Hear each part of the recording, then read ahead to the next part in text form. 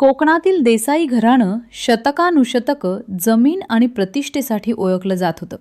घरातील थोरला मुलगा अद्वैत देसाई शांत, परंपरावादी आणि कठोर स्वभावाचा.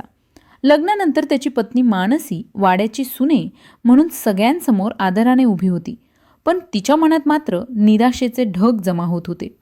लग्नाच्या पहिल्याच रात्री अद्वैतने तिला सांगितलं की त्यांचं नातं फक्त नावापुरतं असणार.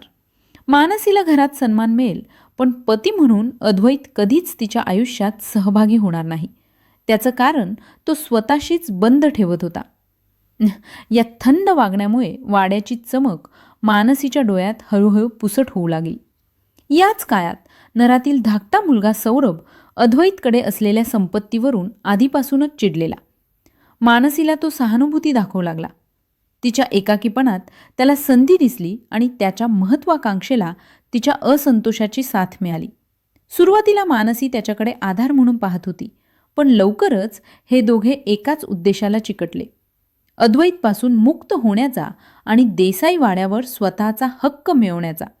ही युती प्रेमाची नव्हती, तर लालसेची आणि सुडाची.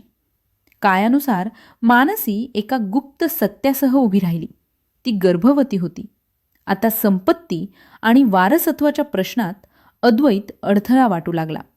मानसी आणि सौरभ दोघांनाही वाटलं की अद्वैत वाड्यातून कायमचं नाहीसं झालं तर त्यांचा मार्ग मोकळा होईल. एका रात्री त्यांनी नियोजन केलं. अद्वैतला दाढ झोप लागावी यासाठी मानसीने त्याच्या जेवणात औषध मिसळलं. सगळं संथ आणि शांत दिसत होतं, पण नियतीला वेगळंच घडवायचं होतं. ते दोघं आपला डाव खेळू लागले.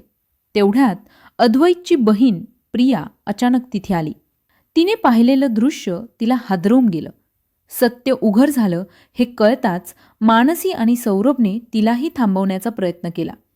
संघर्षात प्रियाला दुखापत झाली, पण तिने जीवाचा धोका पत्करून फोन पोलिसांकडे लावला. काही मिनिटात पोलिसांनी देसाई वाडा गाठला. त्यांनी अद्वैतची निश्चल अवस्था पाहिली आणि प्रिया जखमी असतानाही संपूर्ण घटना सांगण्याचा प्रयत्न करत होती. मानसी आणि सौरभ सुटका शोधण्याचा प्रयत्न करत होते, पण त्याचवेळी ते पुराव्यांसहित थेट पोलिसांच्या ताब्यात गेले. वाड्याच्या विशाल भिंतींमध्ये दडलेलं सत्य उघड झालं. लालसेच्या खेळात जिंकण्याचा प्रयत्न करणारेच अखेरीस अडकले. देसाई वाडा आता शांत होता, पण त्या शांततेत अपराध, फसवणूक आणि अपूर्ण नात्यांचे प्रतिध्वनी ऐकू येत होते.